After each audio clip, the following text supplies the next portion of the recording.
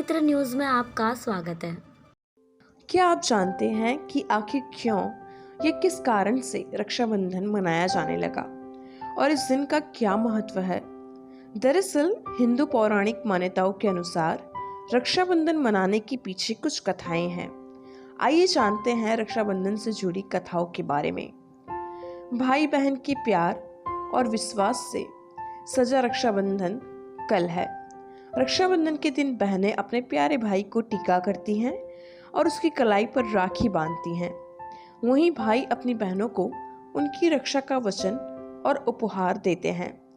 इस दिन हर तरफ खुशनुमा माहौल रहता है। ऐसे ही हम खुशी के साथ सालों से श्रावण मास की पूर्णिमा के दिन रक्षाबंधन का त्योहार मनाते आ रहे हैं। लेकिन क्या आप ये जानते हैं कि आखिर क्यों या किस कारण से रक्षाबंधन मनाया जाने लगा और इस दिन का क्या महत्व है?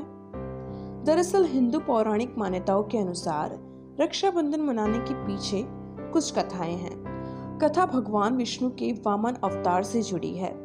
भगवान विष्णु ने वामन अवतार लेकर असुरों के राजा बलि से 3 पग भूमि का दान मांगा। दानवीर बलि इसके लिए सहज राजी हो गया। वामन ने पहले ही पग में धरती नाप ली तो बलि समझ गए कि वामन स्वयं भगवान विष्णु ही हैं। बलि ने विनय से भगवान विष्णु को प्रणाम किया और अगला पग रखने के लिए अपने शीश को प्रस्तुत किया। विष्णु भगवान बलि पर प्रसन्न हुए और वरदान मांगने को कहा। असुर राजा बलि ने वरदान में उनसे अपने द्वार पर ही खड़े रहने का वर मांग लिया। इस प्रकार भगवान विष्णु अपने ही वरदान में फंस गए। तब माता लक्ष्मी ने नारद मुनि की सलाह पर असुर राजा बलि को राखी बांधी और उपहार के रूप में भगवान विष्णु को मांग लिया।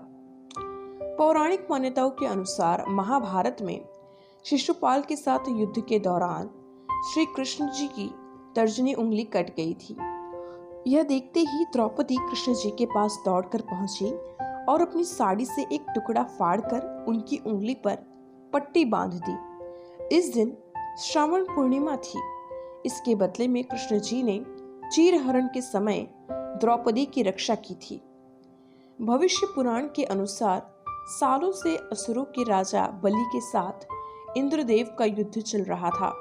इसका समाधान मांगने इंद्र की पत्नी सची विष्णु जी के पास गई। तब विष्णु जी ने उन्हें एक धागा अपने पति इंद्र की कलाई पर बांधने के लिए दिया। सची के ऐसा करते ही इंद्र सालों से चल रहे युद्ध को जीत गए। इसलिए ही पुराने समय में भी युद्ध में जाने से पहले राजा सैनिकों की पत्नियां और बहनें उन्हें रक्षा सूत्र बांधा करती थी, जिससे वो सकुशल जीत कर लौट आए। इन कथाओं के माध्यम से ये पता चलता है कि रक्षाबंधन पर कलाई पर राखी या रक्षा सूत्र बांधने जाने के साथ ही उसके बदले में मांगे और दिए जाने वाले वचन का बहुत महत्व होता है। इसलिए इस दिन पर हर बहन अपने भाई को राखी बांधती है और भाई उसकी हिफाजत का वचन देता है। बहन भाई की कुशलता और सफलता की कामना करती है।